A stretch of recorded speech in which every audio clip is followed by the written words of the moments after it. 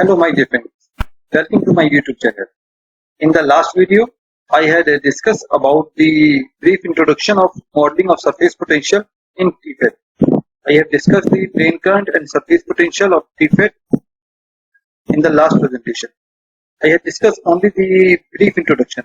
Today, I will discuss the modeling of the surface potential in TFET in detail. So let's start. By now, you are familiar with the basic approach of modeling of a TFET. In the previous video, we identified the two main steps in the modeling of TFET. First step is surface potential and the second is drain current. In this video, we will discuss the first step, that is solving the surface potential in detail. Let's start modeling of surface potential of SOI TFET. To model the surface potential, let us write the two-dimensional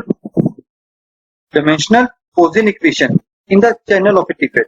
That is curly square phi xy upon curly x square plus curly square phi xy or curly y square is equal to q na upon में epsilon si, where na is the body doping of the TFET.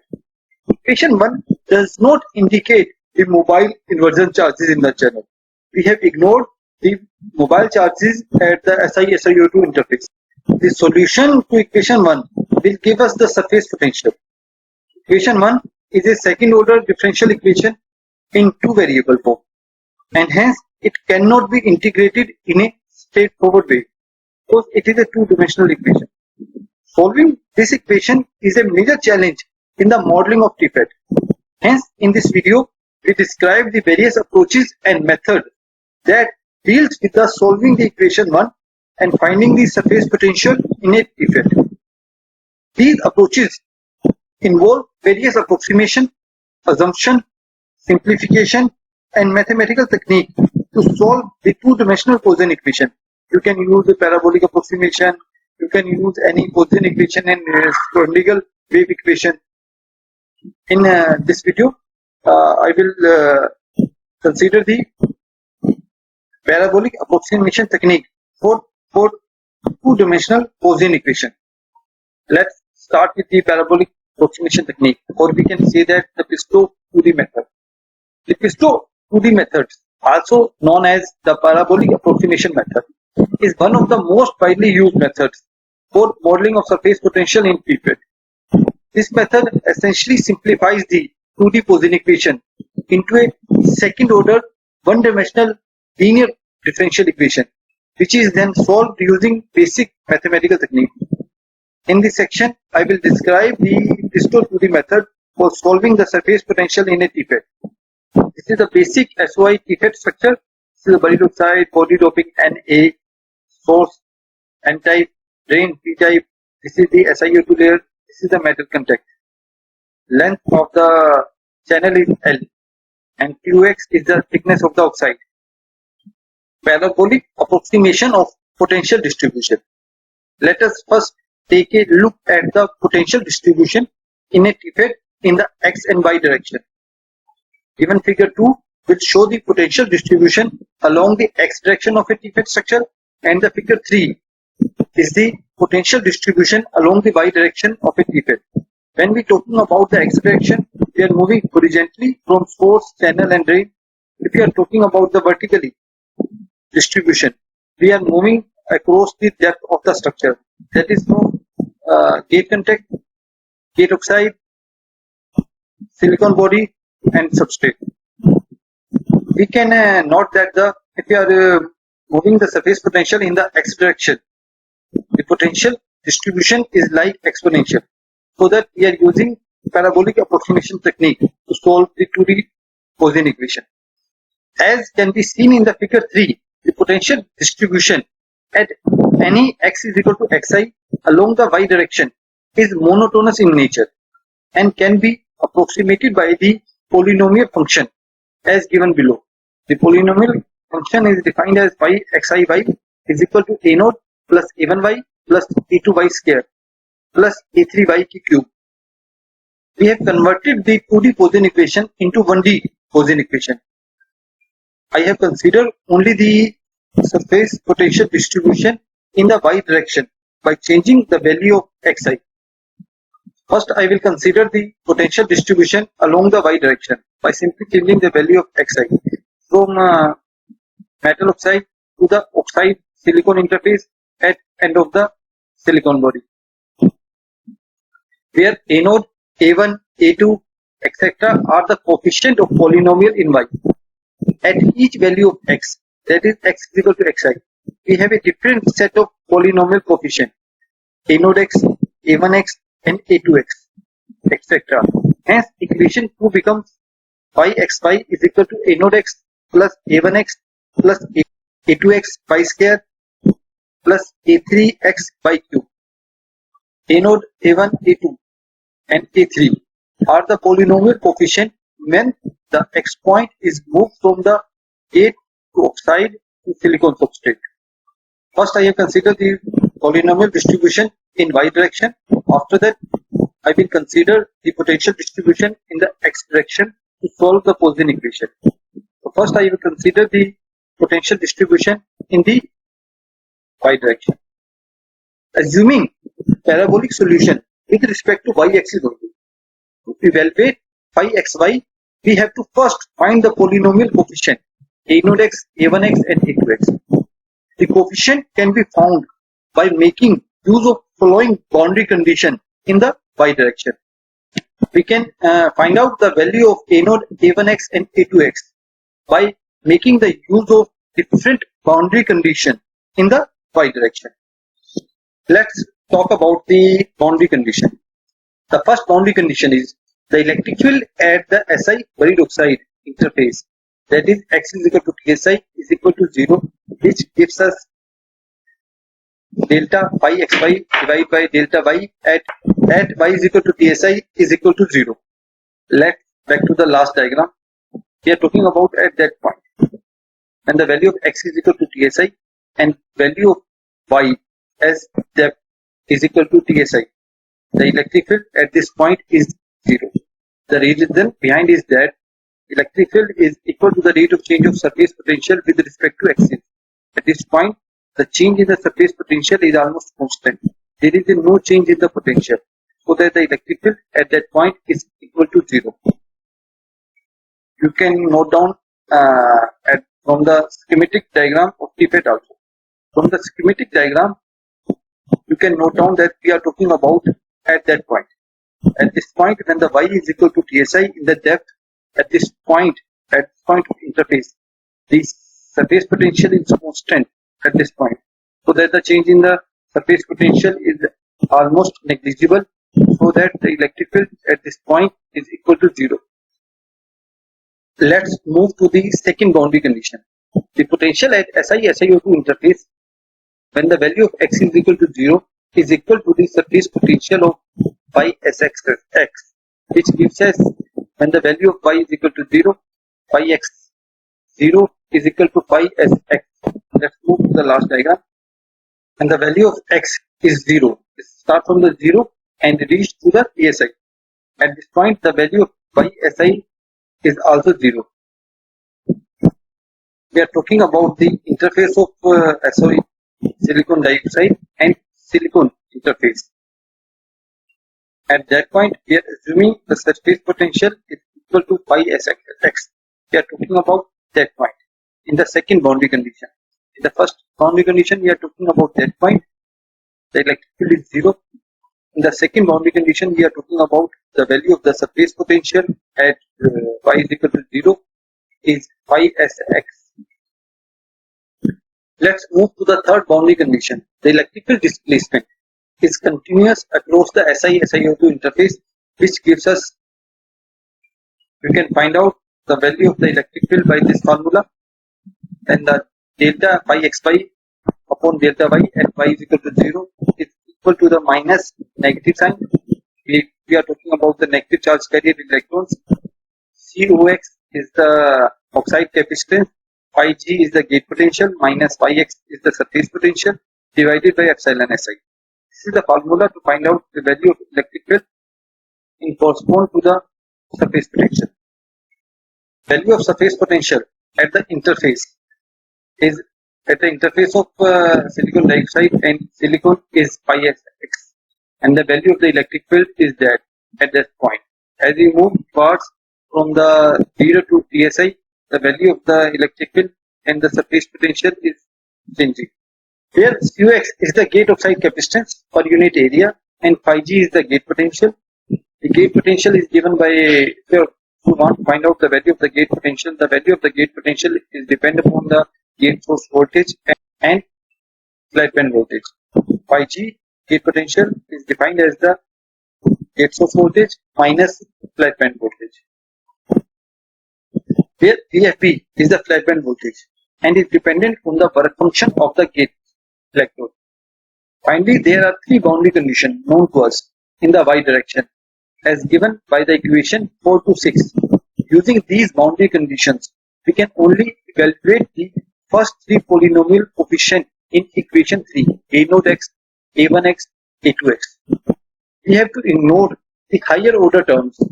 We have included only the terms up to y3, y2. We are not included y3, y4, y5 and so on. So the contribution of these factors, these terms is less in surface potential. Equation 3 can be rewritten as yxy is equal to a0x plus a1xy plus a2x y square. Hence, this method for solving the surface potential is known as the parabolic approximation approach. Here we are approximating the potential distribution in the y direction by using a parabolic, that is second order polynomial expression 8. We will now find the coefficient a0x, a1x and a2x using the boundary condition 4 to 6. Substituting equation 8 into equation 4, we get, when we put equation 8, this equation, into equation 4, that is the differential of the surface potential. When we take the differential of this surface potential, or we can say that the electric field at point y is equal to TSI, the value of the electric field is 0. Simple meaning, if you differentiate this with respect to y at y is equal to TSI, the electric field will become 0. When we differentiate the equation 8, a0x is 0 because there is a no y term. a1x y differentiate 1 a1x and y square differentiate 2y a2x. The value of y is ASI. Then the electric field is 0. We will get the equation a1x plus 2 a2x ASI is equal to 0. Now equation 8 is substituting into equation 5 into the second boundary condition. We have found that in the second boundary condition, when the value of SiO2 SI interface, the surface potential is phi Sx. If you are putting the value of y is equal to 0 in the equation 8, you will get only one term a0x.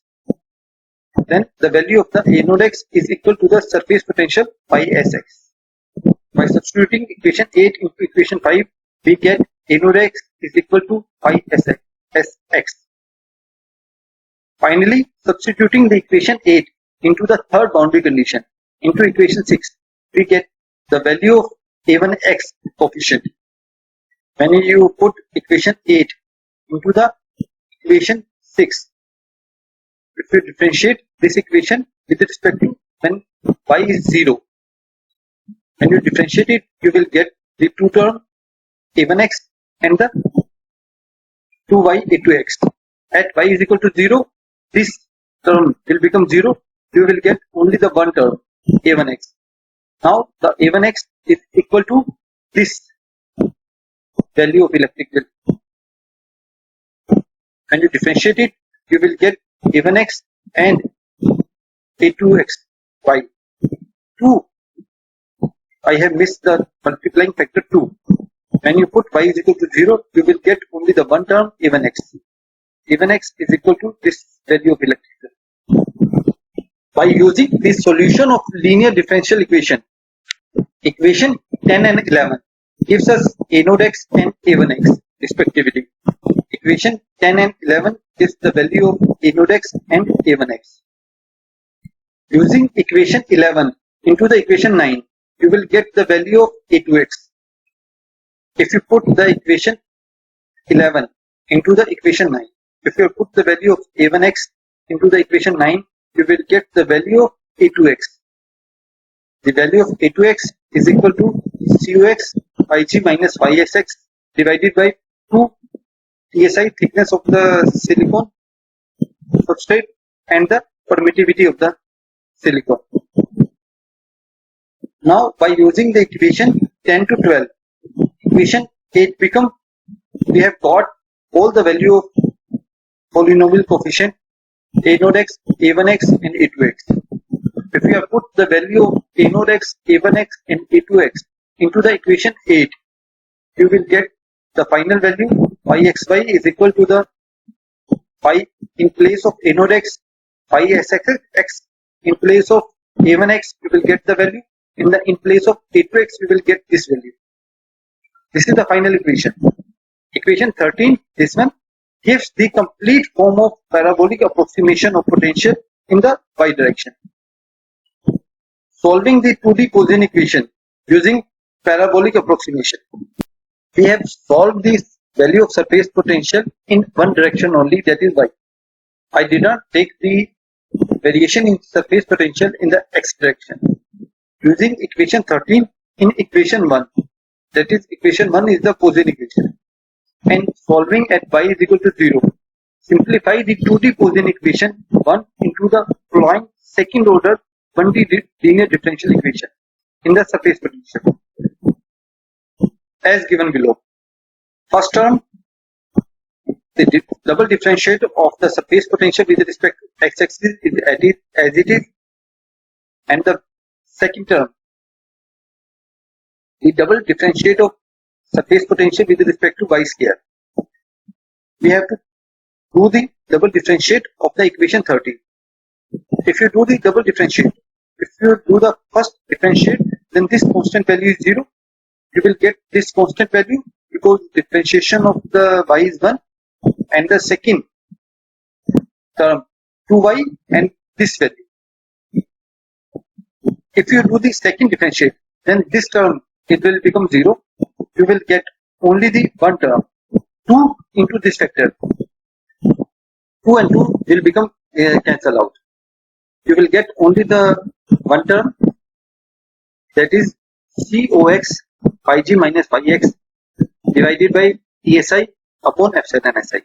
When you put this value into the equation 1, you will get this term.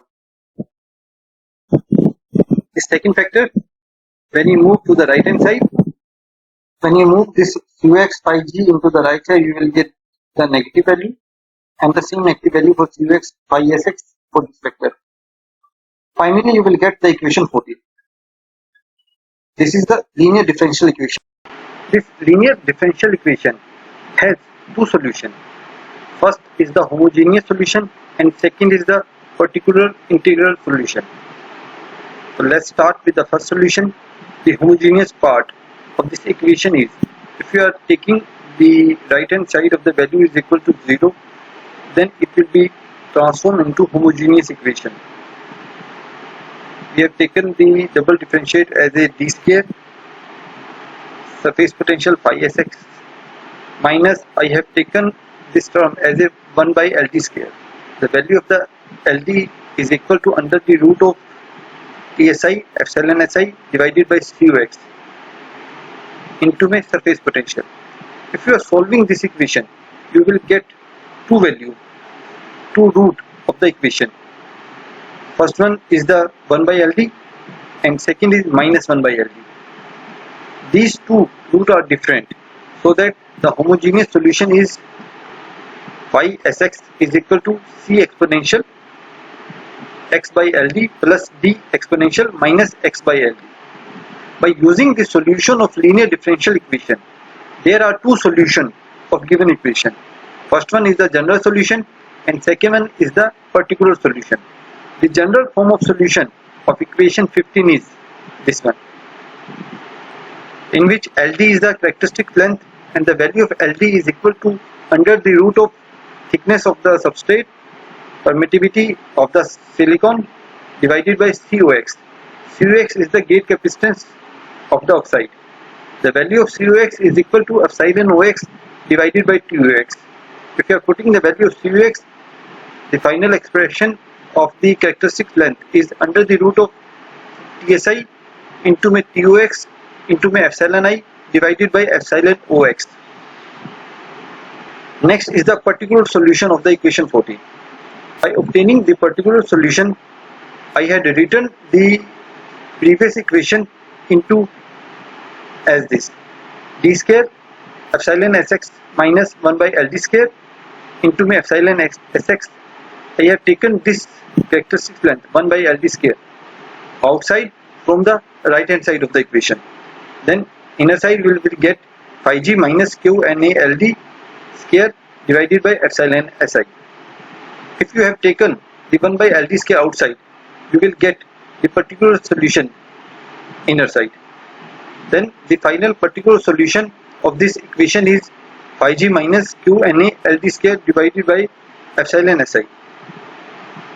If you don't know how to solve the linear differential equation, please go to the YouTube video in which you can easily find out the solution of differential equation having different root.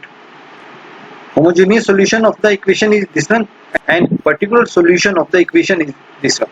We get the final expression of equation 14 by adding the homogeneous solution and the particular solution, which is given by this one, by adding these two terms, homogeneous solution and the particular integral solution. Equation 19 gives us the general solution for the surface potential of a TFET, but our task is not yet over. Equation 19 has two unknown coefficients C and D. To find these coefficients, we make use of x direction boundary condition. Till now, I am using the variation in the surface potential in y direction only. I did not consider the x direction surface potential variation. To find out these parameters C and D, I will use the x direction surface potential variation equation. Next, solution for the surface potential in x direction. Surface potential along the channel of a TFET, or we can say that the surface potential along the x direction of a TFET. Let us look at the surface potential distribution of a TFET as given in the figure 4. We can divide the body of the TFET into two regions. Region 1 is the tunneling region and the region 2 is the channel region, as shown in the figure. As can be seen in the channel region, the surface potential is almost constant. This is because the x direction electric field in the tunneling region is high and the x direction electric field in the channel region is small. The value of the electric field in the channel region is almost 0. Let us define the constant potential in the channel region as phi c. The value of phi c can be calculated by using the similarity in the drain side of a MOSFET and a TFET. As can be seen in the figure 4, the value of phi c is equal to the surface potential of the equivalent MOSFET at the drain end. In the previous video, I have already told you about that. The surface potential at the drain end in TFET is almost equal to the surface potential of the MOSFET in drain end. As can be seen in the figure 4, the value of phi c is equal to the surface potential of the equivalent MOSFET at the drain end, which gives the following expression of the surface potential. The value of phi c is equal to phi b plus VDS in the linear region when the VDS is less than VGS minus VTH. When the value of VDS is greater than VGS minus VTH in the saturation region, the value of the surface potential is equal to phi b plus VGS minus VTH. This is the surface potential along the channel of a TFET. This is the region 1, region 2, this is the channel potential, this is the source region, and this is the drain region. In the above equation, phi b is the built-in potential at the channel, which is the sum of band bending in the body and drop across the oxide. You can see it in the figure 5a, potential along the depth of y direction in a TFET. Phi b is the built-in potential. It is the sum of two factors. First factor is band bending in the body. This is the band bending in the body from this point to this point, and the drop across the buried oxide. and the drop across the body loop side from this point to this point. This means built potential is the sum of two factors. First one is the band bending in the body, and second one is the drop across the body loop side. And VTH in the above equation is the threshold voltage of a MOSFET of an equivalent structure. This gives us the value of the surface potential in the region 2. Also, the value of the surface potential at the boundary of the region R1 and R2 is phi c. The value of the surface potential at the boundary of the region 1 and region 2 is equal to the phi c. The value of the surface potential and the electric field is continuous from one region to another region. If we are moving from the region 1 to region 2, the value of the surface potential and the electric field is equal at the interface of the region 1 and the region 2. This is the most important point. At the region 2, the value of the surface potential is phi c. At the interface, the value of the surface potential is phi c. The value of the surface potential at the boundary of region R1 and R2 is phi c, which is our first x direction boundary condition. This is the first condition. At the interface of region 1 and region 2, the value of the surface potential is phi c, where xi is the position of the interface between the region R1 and R2. The value of this region, which is also unknown, we don't know the tunneling length, we don't know the value of xi, we don't know the value of the depression layer at the channel side. We have to find out the value of this xi to find out the tunneling length. Figure A, potential along the depth of a TFET, and the figure 5b is the potential profile at the surface along the x direction of a TFET, showing the boundary condition. This is the first boundary condition in the x direction. Our second x direction boundary condition comes from the fact that the electric field at interface of region 1 and region 2 is 0. The value of the surface potential at the region 1 and region 2 is equal to the channel potential, and after that there is no change in the surface potential, so that the rate of change of potential with respect to axis, you will get the 0 value. From the figure, this is the second boundary condition. At this point, the surface potential will become constant. There is no change in the value of surface potential, so that the value of electric field at this point is also equal to 0 value. The third x direction boundary condition is given by the value of surface potential at the source body interface, which is equal to the built-in potential between the source and the body. Phi sx 0 is equal to, at x is equal to 0, phi src is equal to Vs plus Vbi. The value of Vs is 0, that is the surface potential at x is equal to 0 is equal to the built-in potential. We are talking about the third boundary condition, that is the surface potential at the source end. The value of the surface potential at the source end is equal to the built-in potential. This one. You can note down that the value of the surface potential at this point at the source channel interface is equal to the built-in potential voltage. We have found out our three boundary conditions. First one is this one, second one is this one, and the third one is this one. By using these three boundary conditions, we will find out the value of the surface potential, where phi src in the equation 24 is the source potential and Vs is the source voltage. The source voltage is taken as to be 0, so that the value of the source potential is equal to the built-in potential. Here the value of built-in potential is equal to Kt by Q, Ln, and source Ni by Ni square.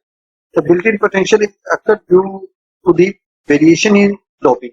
If you are moving from the P to N region, N to P region, the potential barrier is built up. That is called as built-in potential. It also occurs when you move from the N plus region to N region and P plus region to P region. Now equation 22 to 24 give us three extraction boundary conditions. Now using these three boundary conditions, we will find the three unknown factors C, T and Xi. But before that, we will make a small change in the equation 19 as given below. is the value of the surface potential we have found out. In equation 26, we have shifted the center of exponential to x is equal to xi, which help us to obtain a simple solution for the surface potential. When we are talking about the potential along the y direction, we have taken the single value in the x direction, but now we are talking about the change in the potential in the x direction, so that we have shifted the center of exponential to xi. In the last equation 19, we have taken x upon LD, but in this equation I have taken x minus xi upon LD, which will help us to obtain a simple solution for the surface potential. Now, using the equation 26 into 23. 23 is our first boundary condition in the x direction. This one. If you differentiate the equation 26 with respect to x-axis at point x is equal to xi, we will get the zero value. We had differentiate this equation with respect to x-axis. We will get c divided by LD exponential x minus xi by LD plus d upon LD exponential minus x minus xi upon LD, and this constant factor will become 0. If you put the value of x is equal to xi, you will get the final value c upon LD plus d upon LD minus d upon LD. If you differentiate the exponential minus value, you will get the minus 1 multiplying factor. After differentiate, you will get the 0 is equal to c divided by LD minus d upon LD. This one. If you have solved this equation, you will get the value of c is equal to d. After put the value of c is equal to d in equation 26, the final value is pi sxi is equal to c is equal to d. C is taken outside, and the inner side exponential x minus x by LD plus exponential minus x upon xi by LD. E minus ex plus e minus x is equal to 2 cos h. We have taken 2 cos h with this factor, with this term, and plus phi g minus this factor q ns LD square divided by epsilon si. The above simplification would not have been possible if we had not shifted the center of exponential of equation 19 to x is equal to xi. Using equation 29, in equation 22 gives us, equation 29 is this one, and equation 22 is this one. If you put the value of x is equal to xi, you will get the value of surface potential is equal to the channel potential. So by putting the value of x is equal to xi, this factor will become 1 2c plus phi g minus q ns LD square divided by epsilon si is equal to channel potential. Now we can find out the value of c. The value of c is equal to channel potential minus this factor divided by 2. Value of c is pi c minus this factor divided by 2. Typically the body doping Na is very low in TFET, and hence the term this one q Na LD square divided by epsilon si in equation 30 becomes negligible as compared to other term, that is phi g. This gives us c is equal to phi c minus phi g divided by 2. Equation 29 into equation 24. My dear friends, if you put the equation 29, that is this one, into equation 24, that is the third boundary condition, this one, you will get the value of the tunneling length, that is xi. Equation 24, that is the third boundary condition, is this. When the value of x is equal to 0, the surface potential is equal to the built-in potential in the source.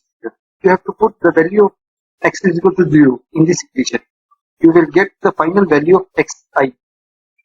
You put the 0, and you will get this factor xi is equal to the, you have to take phi g from this side, then the dvi minus phi g and the BBA minus 5G. You have to divide, you put the value of C in this equation, then these 2 and 2 cancelled out, and the value of this C you will get in the bottom of this BBA minus 5G. We have not taken Q NA LD square minus epsilon I because we know that the value of this factor is very less as compared to 5G. So that we have taken only 5C minus 5G. And the final value of the tunneling length. This is the depression layer of the channel region at the source side.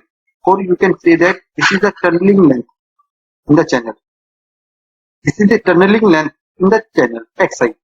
Finally, we have the value of all the 3 unknown parameters C, D and Xi.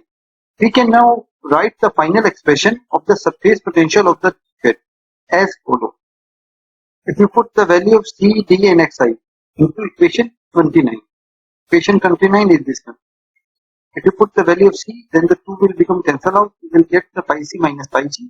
And after putting the value of this Xi, that is LD cos H inverse BBA minus 5G divided by 5C minus 5G. You will get the final expression. In the final expression, I have not taken this value. We have already explained it. In the result R1, the final value of the surface potential is this one. In the region 2, we know that the surface potential is constant in the channel region. The value of the surface potential is equal to 5C in the region 2. That is the equation 34. Equation 33 and equation 34 give the final expression for the surface potential of a TFET using the Transistor 2D model or parabolic approximation technique. It includes the dependence of gate and drain bias voltage through the factor 5G and 5C respectively.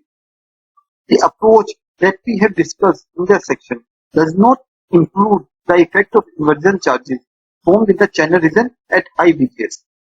In the next video, I will include these charges in the equation and find out the final expression of the surface potential. My dear friend, this is end for today. Thanks for watching my video, my channel and support me. Please continue your support. Thanks a lot.